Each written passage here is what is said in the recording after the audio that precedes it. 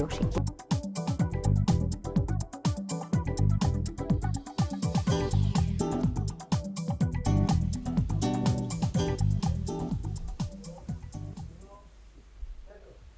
Muy buenas tardes, señoras y señores. Muchísimas gracias por estar acompañándonos aquí en otro espacio abierto. El espacio abierto de hoy tiene, muchas cosas ilusionantes. La primera, que les vamos a hablar de un libro que se va a presentar en el Casino el jueves día 2 a las 8:30 de la tarde y que por supuesto están todos ustedes invitados. Cuantos más, mejor, porque el libro es apasionante. El Casino abre sus puertas para que todos ustedes vean esta gozada, en la que va a intervenir la Armada, la Marina, la Aventura, algo de Ferrol, mucho de Ferrol, y de La Coruña. Y bueno, para eso tengo la suerte de contar esta tarde con Luis Gorrochategui, que es el autor de este libro. Este libro que lo están viendo ustedes, La Carabela de San Lesmes, el viaje más épico de la historia. Luis Gorrochategui, editado por Planeta, en una edición preciosa, con unos... la portada es ideal. Luis Gorrochategui, mírame la portada, cuéntame del libro, pero antes voy a hacer una pequeña presentación para que vean ustedes quién es este maravilloso profesor que tengo yo aquí a la derecha. Luis Gorrochategui, profesor, historiador y escritor. Nace en La Coruña el 1 de febrero de 1960. Directivo de la Asociación de Estudios Históricos de Galicia y del Instituto Torre de Hércules. Caballero de la Real Orden de Caballeros de María Pita. Medalla al Mérito Cultural de la Real Liga Naval Española. Algunas de sus obras: La Guerra de las Sirenas, La Nueva Perspectiva de María Pita, La Rebelión de los Pigs, donde nos enseña la verdad que está oculta en la crisis y en el saqueo del sur de Europa, las derrotas inglesas en el Río de la Plata y la Contraarmada, que es la mayor victoria de España frente a Inglaterra. ¿Lo he hecho bien? Sí, muy bien, Pepa. Buenas tardes, qué maravilla volver a estar contigo. Oye, la Contraarmada ha batido todos los récords. Y la Contraarmada la han traducido los ingleses en Inglaterra. O sea, ¿cómo lo has conseguido? Pues la verdad es que había pues una gran laguna histórica, un gran gazapo. Yo me lié con este tema a investigar porque quería escribir una novela sobre María Pita, una novela histórica, pero con la documentación de la novela fui dándome cuenta que el gazapo era tan enorme que no había lugar de hacer una novela cuyo trasfondo histórico era tan desconocido. Entonces publicó un primer librito, La Guerra de la Sirena, en el 2002, que fue bien recibido, pero contaba solo los avatares que hubo en La Coruña. Lo presenté en Madrid en el 2003 y allí me dijeron: oye, cuéntalo todo, por favor, en la Casa de Galicia. Y me lié la manta a la cabeza. Era mucho más difícil investigar lo de la Contraarmada porque realmente estaba abandonado historiográficamente de un modo realmente sorprendente. Y estuve muchos años con una labor detectivesca, de archivo en archivo, sobre todo en el archivo de Simancas, que es una auténtica joya, es el paraíso de cualquier historiador del siglo XVI al siglo XVIII de cualquier parte del mundo. Ahí hay un corpus documental único en el planeta. Y de mucho meterme, muchos legajos, intentar leer cosas ilegibles, desentrañarlo, al final conseguí un gran acopio documental, conseguí grandes narraciones coetáneas en Madrid y en Lisboa también trabajé en otros archivos. Y al final, con un gran rompecabezas de documentos, lo monté y nació Contraarmada, que es pues una narración de la mayor victoria de España sobre Inglaterra. Que estaba silenciada. Sí, estaba abandonada, como tantísimas cosas lo están en la historia de España. Pero de un modo muy sorprendente. Los datos al final eran absolutamente aplastantes, porque la Contraarmada es una flota mayor que la Invencible. Y la catástrofe que sufre un año después, en un año escaso después, llamada por Barley Invencible, duplica con creces la de la española. La contraarmada perdió de los 27.667 hombres que zarpan de Plymouth, se presentan a la paga 3.722. De los 180 barcos más los barcos sueltos, vuelven a Inglaterra 102. Y además cambia el signo de la guerra que al final gana España. De hecho, Felipe III consigue que el nuevo rey inglés firme las condiciones para interrumpir las prácticas que estaba haciendo, que llevaron a su padre Felipe II a la guerra, es decir, interrumpir la ayuda a los rebeldes holandeses, interrumpir los ataques a España en cualquier parte del mundo, y todo esto lo firma el rey, y ese es el resultado de la guerra. Después Raleigh se atrevió a ir a América, y por presiones del embajador español Gondomar fue decapitado en Inglaterra. Quiero decir con esto que esa guerra la ganamos y España siguió imperando. Porque la contraarmada se prepara, porque Inglaterra está convencida de que nos van a dar, pero ya, de que va a ser la victoria definitiva sobre España, y monta todo esto para darnos, pero más de una. Sí. Y salen con el rabo entre las piernas. Sí, es una cosa muy épica, sobre todo el ataque a La Coruña fue una cosa muy sorprendente. Tuvo que luchar toda la población, al final cuando ya los hombres estaban desbordados, porque La Coruña era pequeñísima, 4.000 habitantes. Fíjate. Entonces ya cuando estaba desbordada toda la capacidad defensiva, entraron en combate en masa la mitad de la población, las mujeres. Aparte, mujeres que estaban totalmente desesperadas, con sus niños llorando intramuros, y los ingleses habían amenazado con utilizar todo el rigor de la guerra si no había rendición, y no hubo rendición. Entonces las mujeres fueron un cuerpo estratégico de reserva que entró en combate en masa. Cogieron las casas intramuros, las desmontaron, y a adoquinazos, recogido por documentos ingleses, miles de adoquinazos los descalabraron. Porque, aunque muchas de ellas murieron en las murallas, porque les disparaban con los moquetes, con arcabuces, pero un tiro de mosquete de arcabuz no te tumba, te puede hacer daño, pero todavía tienes unos minutos, ¿no? Esos minutos fueron cruciales. Y además, un adoquín lanzado desde 7 metros de altura es peor que te peguen un mosquetazo. Porque un adoquín con la energía cinética que coge, mata al soldado, mata al que tiene abajo, y los descalabraron. De hecho, recogido por documentos ingleses.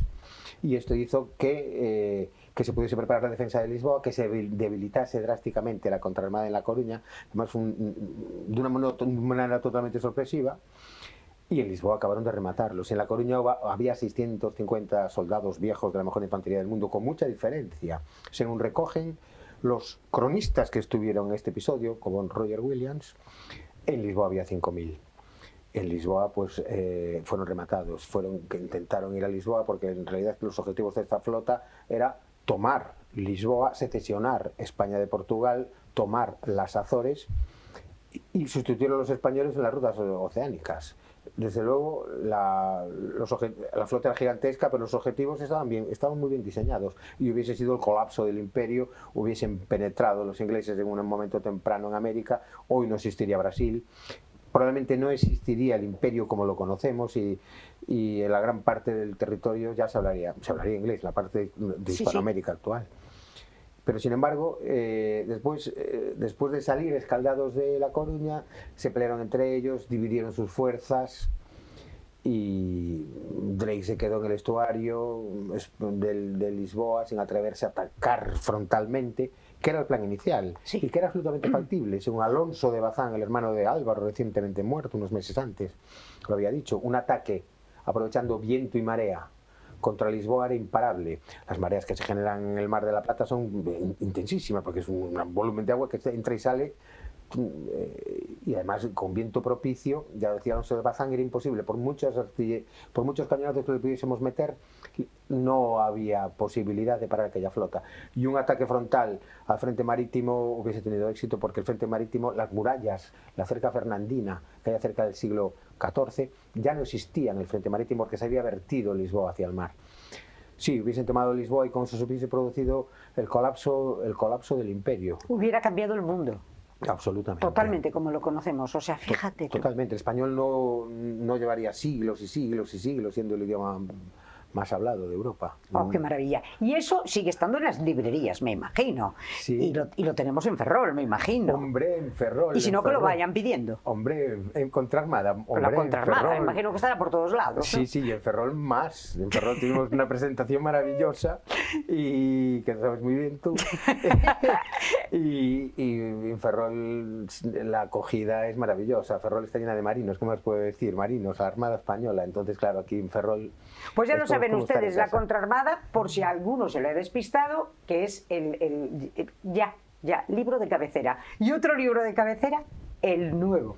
Sí. La Carabela de San Lesmes. Sí, sí, ¿Qué sí, es la sí. Carabela de San Lesmes? Esto es una historia tan fascinante como la de la Contraarmada, aunque de distinto signo.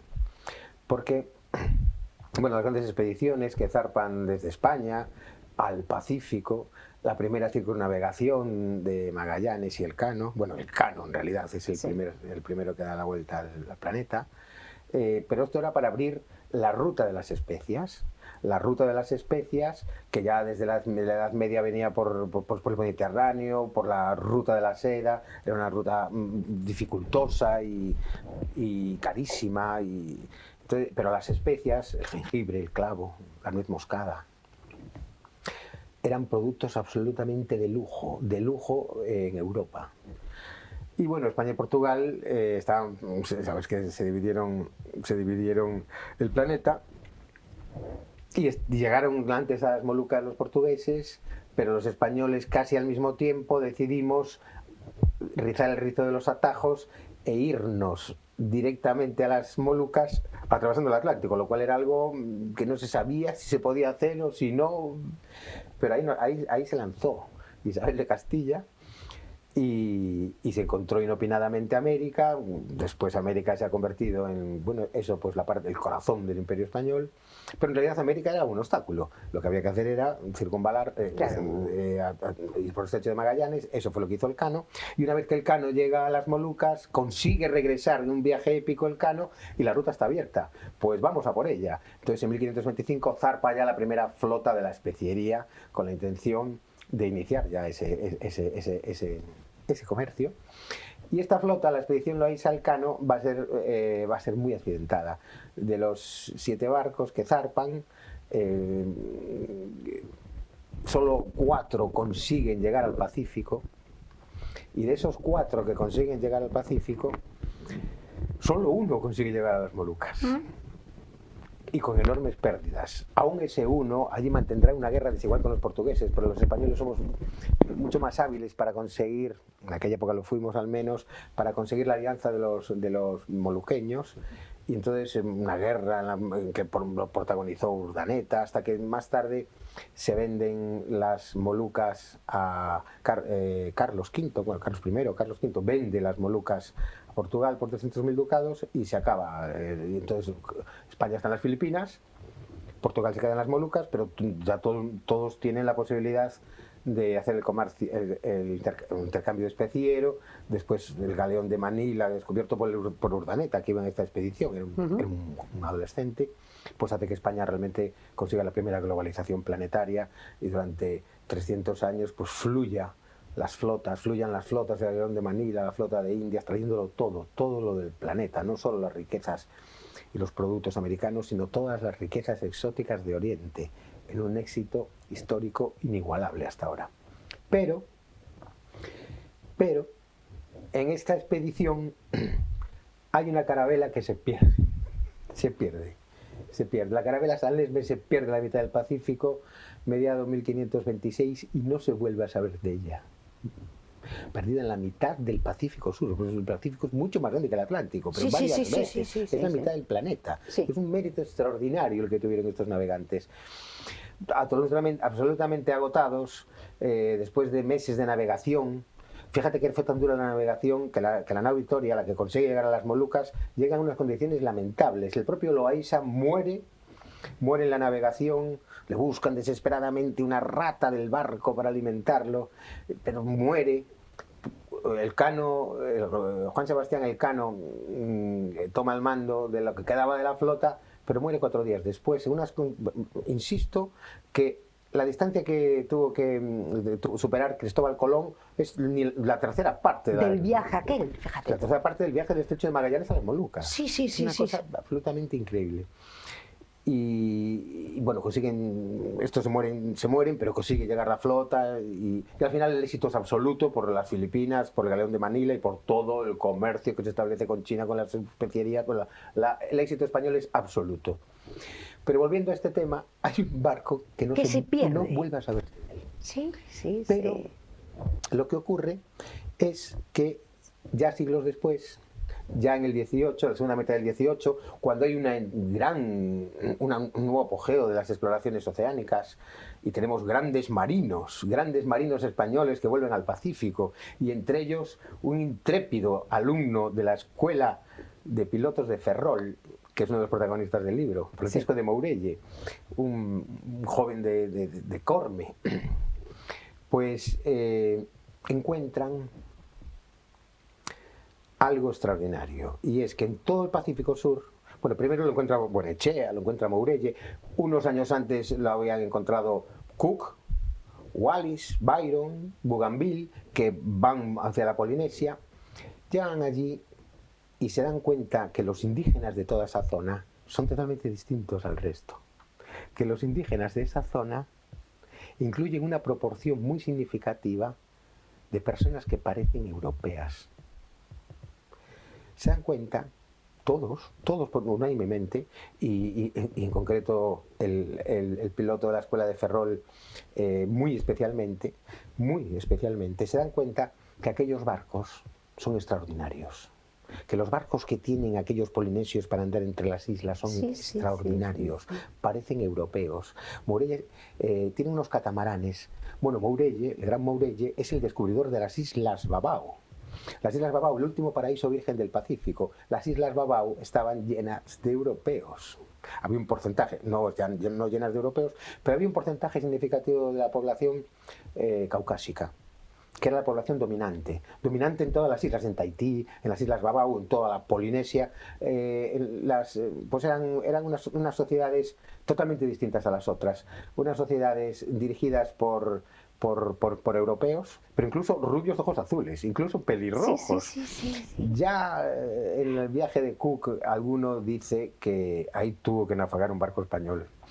Bougainville, ahí tuvo que naufragar un barco español. Todos que van llegando por ahí dicen, aquí hay algo raro, porque no solamente es que sean europeos, es que se viste como los europeos, tienen representaciones teatrales, tienen incluso ritos religiosos muy parecidos a los cristianos, incluso, que lo he encontrado investigando las expediciones españolas, se encuentran cruces en algunas islas. Fascinante.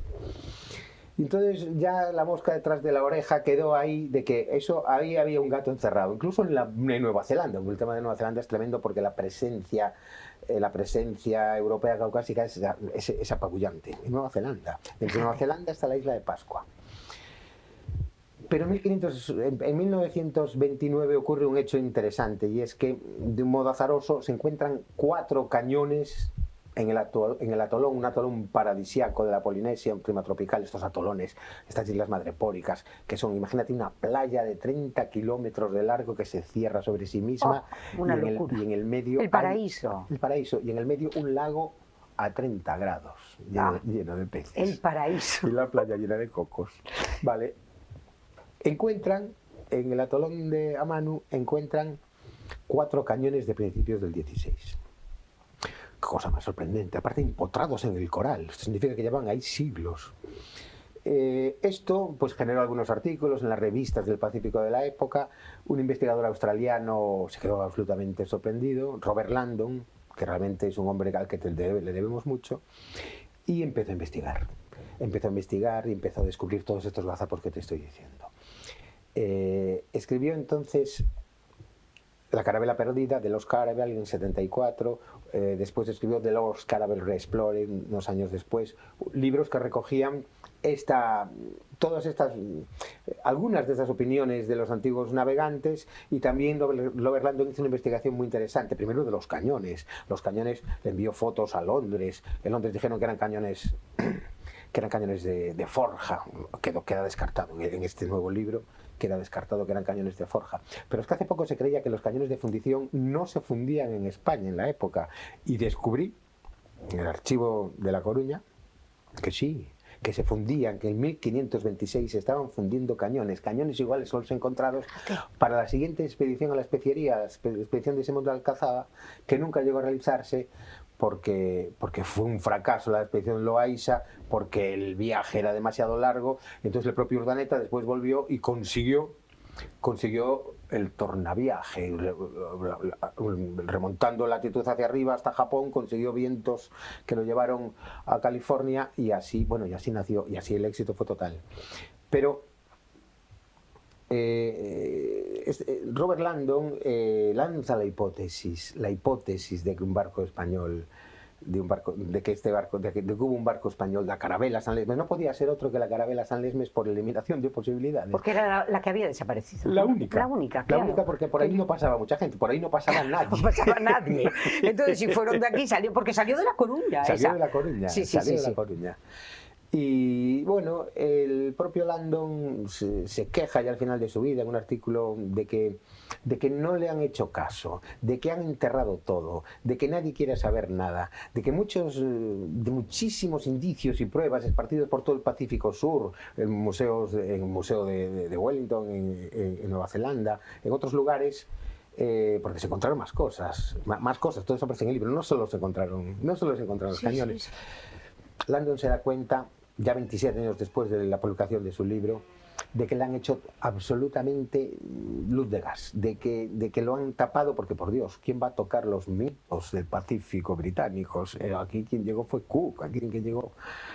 Y realmente se denuncia este paradigma antiespañol. Por Dios, es que es apabullante. Es apabullante porque la presencia española es apabullante en el Pacífico Sur hoy. Hombre, hoy ha habido ya muchas más influencias, pero en el siglo XVIII era absolutamente apabullante. Y ahí quedó la cosa. Otros investigadores lo han intentado, pero siempre bajo el peso del gran paradigma dominante inglés. Siempre.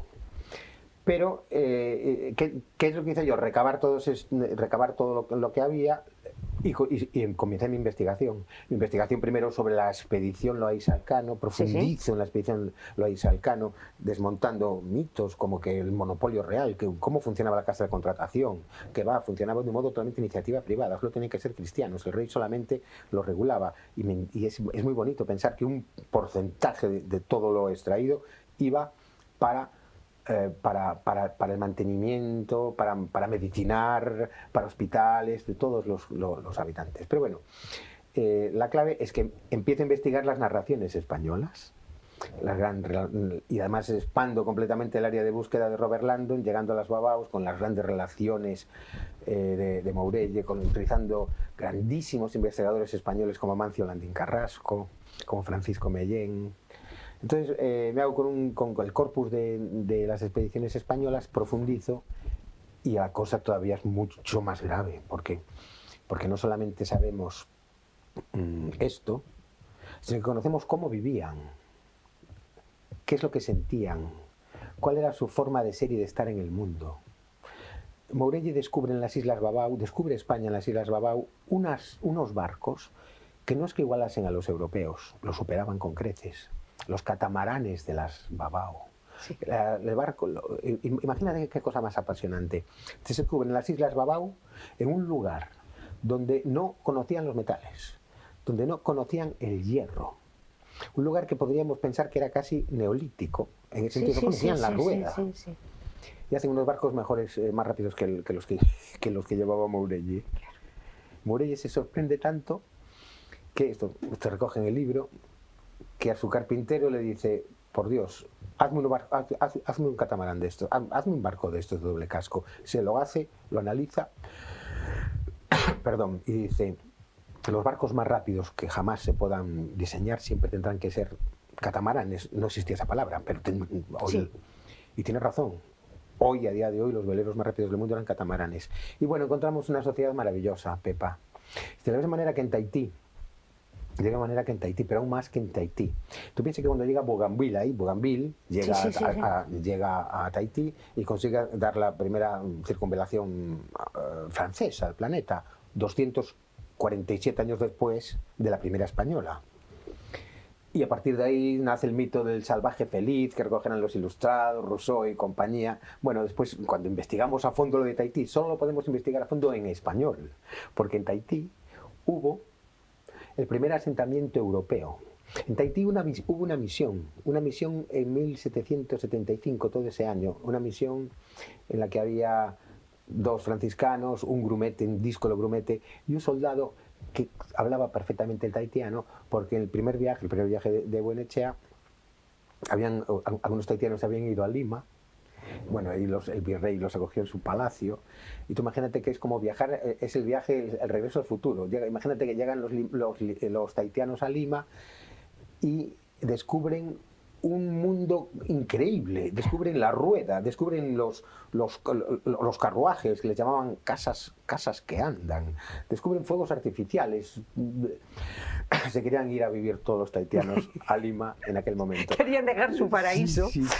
y al de Lima. Y entonces ahí en Lima los acoge Máximo Rodríguez, un limeño. En aquella época todos eran españoles y un limeño, igual que, en fin, un limeño, los acoge, los cuida, los mima y con otros oficiales de Marina que habían estado en el viaje, pues hacen un diccionario y Máximo Rodríguez, que era muy espabilado, que aprende a hablar tahitiano. El primer europeo que habló tahitiano. Y llega Máximo Rodríguez en el segundo viaje en el que se establece la misión y se integra de tal manera en la sociedad tahitiana que hay que leerlo. Es que hay que leerlo. Ocurren cosas increíbles, como por ejemplo, al final se enfada porque el grumete era insoportable. Los frailes franciscanos estaban hasta las narices de él, estaban a la gresca todo el día. Un día dice, bueno, yo me voy, pero tenía ya tantas tendencias entre los tahitianos porque había resuelto verdaderas rencillas familiares entre las clases dominantes de la isla, una locura. Que le hicieron una casa en un día, 500 tahitianos de motu propio. Increíble. Y los tahitianos lo único que querían era pertenecer a España. Le regalaron un objeto extraordinario y único en el planeta. Un humete, un cuenco sagrado de piedra dolerita que utilizaban para sus rituales que tienen muchas reminiscencias cristianas. Hay que leerlo. Único en el mundo porque solo hay uno y porque es imposible que los tahitianos tuviesen un cuenco de dolorita que solo se puede hacer con instrumentos metálicos. Y ahí no había metal. ¿De dónde salió? De ese metal. Inapelablemente, esta carabela San Lesmes naufraga en el atolón de Amanu. No es que se hunda, sino que encallaban, eran atolones anegados. Tiene que lanzar la artillería y el lastre, porque también se encontraron piezas de lastre que no eran de allí. Tiene que lanzar todo eso para volver a flote, y algunos ya se quieren quedar en Amanu porque pues el viaje ese, y imagínate lo que te estoy diciendo, en esa playa, y aparte el color de la piel pues era una ventaja porque las mujeres estaban fascinadas. Claro, fascinadas. Sí. Algunos ya se quieren quedar en Amanu, otros siguen, se instalan en un atolón todavía más bonito, el atolón de Ana. Ahí se quieren quedar unos cuantos más, pero la carabela sigue. Llegan ya a la gran isla de Rayatea, y en la gran isla de Rayatea pues ya se quedan unos pocos, pero la carabela se restaura. En Rayatea se convierten en seres míticos. En Rayatea se convierten en seres mitológicos. De hecho, las leyendas mitológicas fundacionales de Rayatea es que llegó un barco, o que se construyó un barco por seres míticos, y ese barco al final es el barco que es el que funda los maoríes. Los maoríes remontan su linaje, aún a día de hoy, a la isla de Rayatea. Y además para ellos es un honor, no, nosotros venimos de Rayatea, es como venir del lugar de los dioses, de aquellos hombres que sabían hacer barcos o que tenían un barco enorme, ¿no? Entonces, claro, podemos rastrear lo que pasó. Lo que pasó es que, bueno, pues estos empezaron a tener hijos felices. Imagina, después de estos viajes absolutamente atroces, te quedas allí, en un sitio tropical, paraíso de cocos, de pesca y de agua tibia, a vivir. Hombres y mujeres maravillosos, todo, allí estaba el paraíso. Y además, y claro, entonces ellos empezaron, entonces ellos tuvieron hijos. Claro, la primera generación de descendientes de los náufragos de las San Lesmes eran mestizos entre los polinesios y los europeos. Claro, pero es que los hijos a su vez tuvieron hijos entre sí. Entonces, por las leyes de Mendel, tú puedes tener un nieto que sea polinésico, otro nieto que sea mestizo, y te puede ser otro nieto rubio de ojos azules. Sí, claro. Pero es que los nietos se unieron entre sí, y así fueron expandiéndose dinastías que fueron los jefes, las dominantes en aquellas sociedades, y así, tataranietos, tataranietos, y cuando llega Bonechea, cuando llega Mourelle, se encuentra europeos, se encuentran rubios y de ojos azules, y aparte vestidos a la europea, con representaciones teatrales a la europea. Pero esto además se extiende de un modo increíble, porque en la isla de Pascua también lo encontramos. En la isla de Pascua, los constructores de los Moais, bueno, pues llegaron los descendientes de las San Lesmes, se fundieron con los constructores de los Moais, incluso los vencieron en la época en que se descubre la isla de Pascua, más o menos, y ya están hoy allí. Están hoy allí viviendo personas con ascendencia absolutamente europea, fotografiadas en su tiempo y que se recogen en el libro. Es absolutamente es fascinante. Es fascinante porque esto que nos está contando Luis no son las 1001 noche. No. No, es verdad. O sea, fue cierto, está documentado, lo tenemos. O sea, porque escuchándote, de repente uno entra como en un mundo mágico lleno de, dices tú, qué maravilla. Y detrás de toda esa maravilla la hace posible España. Sí. Y entonces es tan importante lo que tú aportas, tan importante lo que tú has estudiado, has analizado, luego lo has escrito con tu prosa maravillosa, porque lo que rezuman en todos tus libros es un amor impresionante a una España que si no se la conoce, no se la puede querer como tú la quieres. Sí, la verdad es que conocerla es enamorarse irreversiblemente, y además, como está tapada por los 7 velos de la propaganda, cuanto más se va desvelando, más apasionante es. Te voy a contar una anécdota para que veas hasta qué punto. Cuando llegan a Tahití, cuando llega Bonechea a Tahití, pues una de las misiones que tenía era a ver si aquí hay algún asentamiento extranjero, porque esto es España, el Pacífico era España. Una de las misiones que tenía era esa, a ver si había un rastro. Había llegado la noticia de que se había descubierto Wallis, descubre Tahití, después para ello el francés Bougainville, el inglés Cook pasan. Vamos a ver qué pasa en Tahití, qué pasa con esto. Vamos allí a Tahití, vamos a establecer allí un asentamiento porque esto es España. Y al llegar encuentran un señor vestido con un poncho de Buenos Aires. Un poncho de Buenos Aires en Tahití, pero ¿cómo puede ser? Alguien tuvo que venir por aquí. Entonces van al indígena y dicen, oye, este poncho, te compramos el poncho. ¿Pero dónde sacaste el poncho?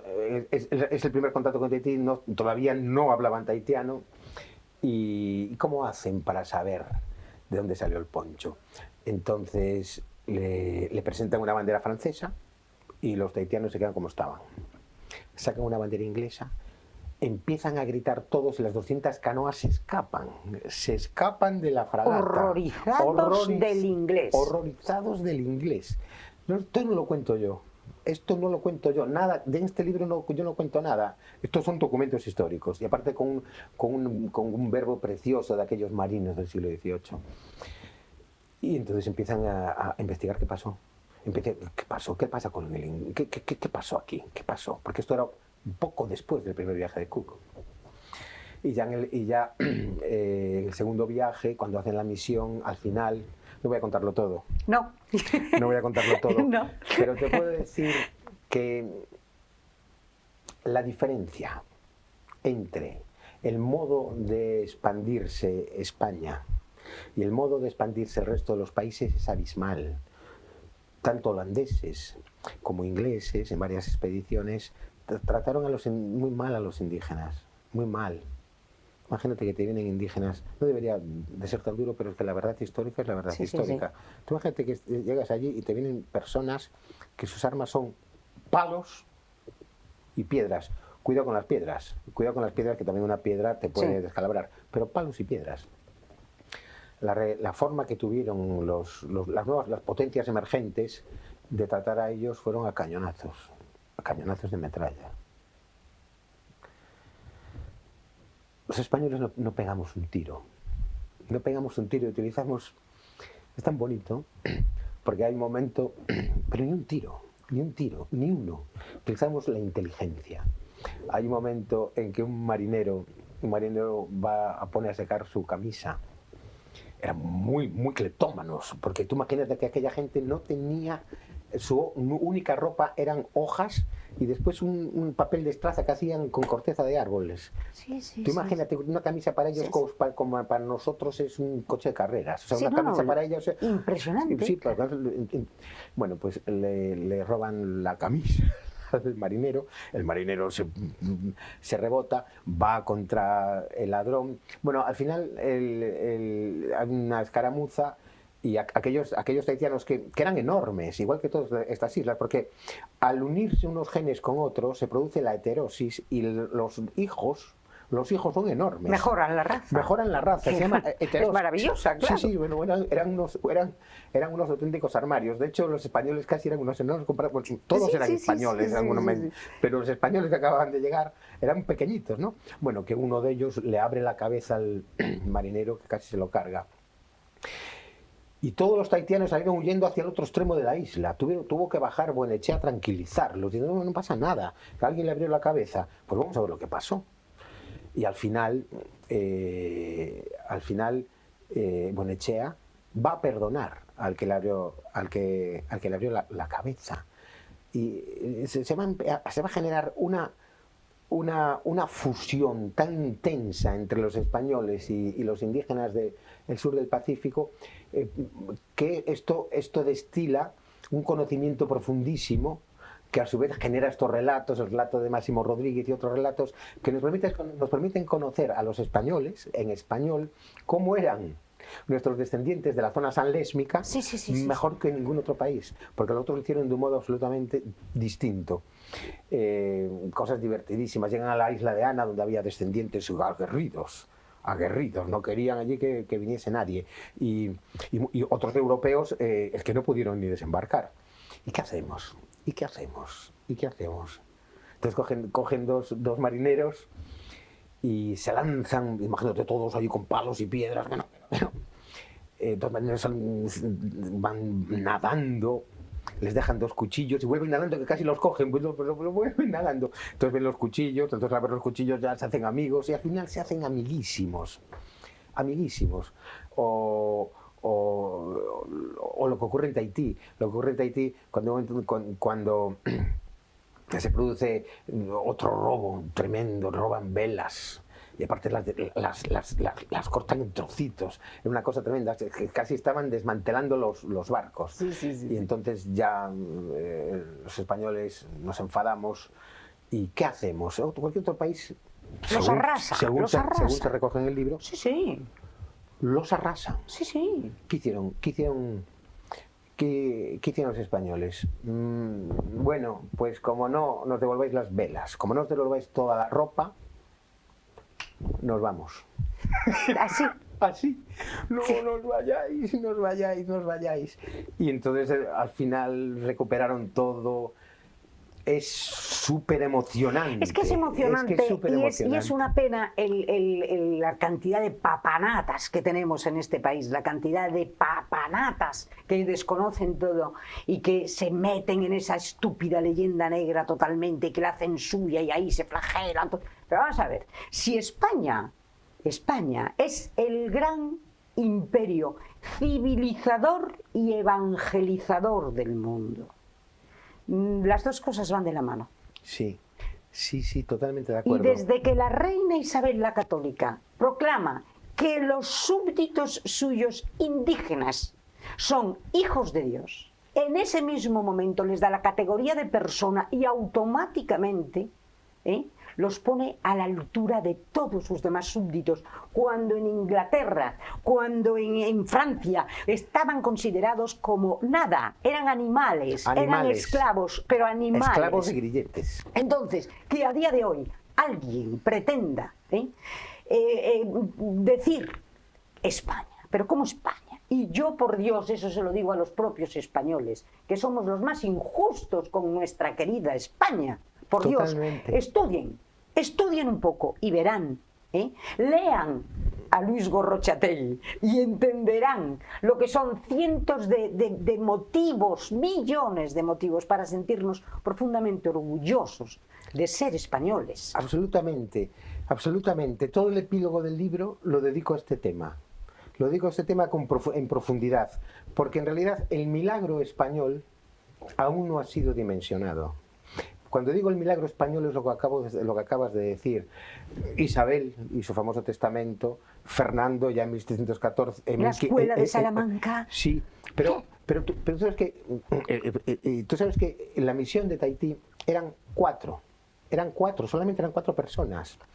Y los mimaban. Si alguien se ponía enfermos, iban allí. Quiero decir, el milagro español no ha sido dimensionado. Cuando digo el milagro español, me refiero al milagro de la empatía española, porque esto no se había producido nunca, ni se volvió a producir.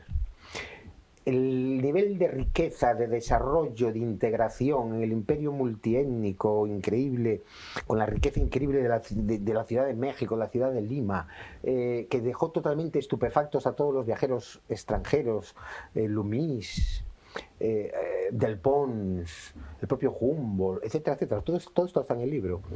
Se quedaron todos estupefactos y lo describieron como la obra maestra del espíritu humano, porque lo que hicimos los españoles fue ir allí, integrar los pueblos, pero integrar los pueblos, bueno, y después parar atrocidades como lo que estaban haciendo los aztecas.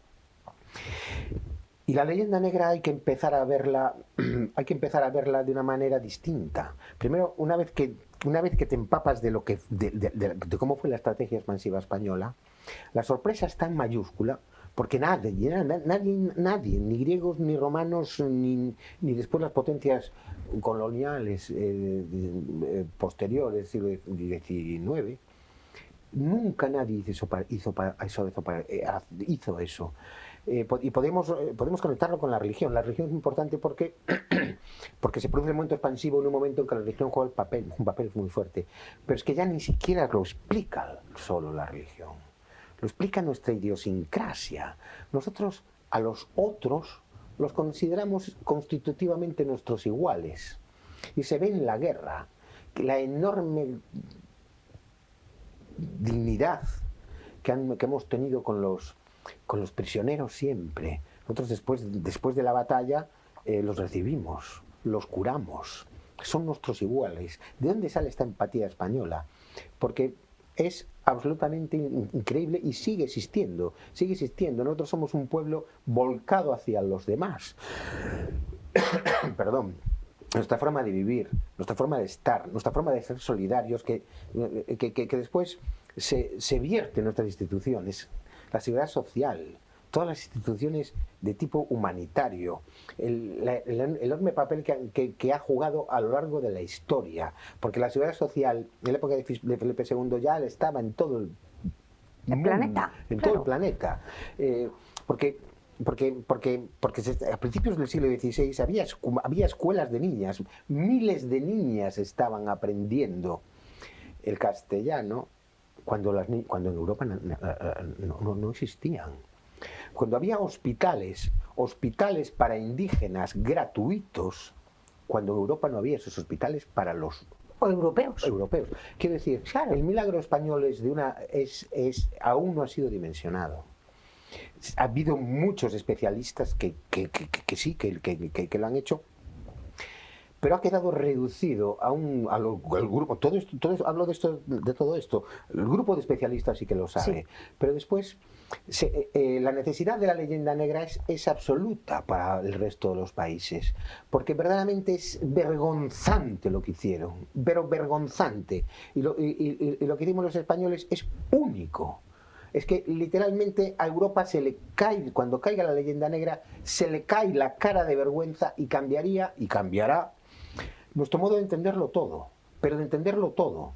Una cosa absolutamente sorprendente es que el pensamiento actual que relacionamos con la izquierda, sí, absolutamente maravilloso, pero ese pensamiento está totalmente impregnado de la leyenda negra, ese pensamiento maravilloso, ese pensamiento de igualdad, de dignidad, cada uno lo piensa como puede, pero es que eso es el tuétano de la historia de España. Y el hecho de que todo esté tan absolutamente distorsionado es un instrumento vital para los países del norte de Europa y los países que fueron sus colonias. Quiero decir, no es ninguna casualidad. No es ninguna casualidad que sobre nosotros haya caído una calumnia tan absolutamente abarcante y que los mayores méritos de la historia de España, yo diría de la historia de la humanidad, que fue el carácter integrador y humanista del inmenso imperio español, haya sido tapado de modo totalmente estrambótico, diciendo absolutamente lo contrario. Todo lo contrario. Sí.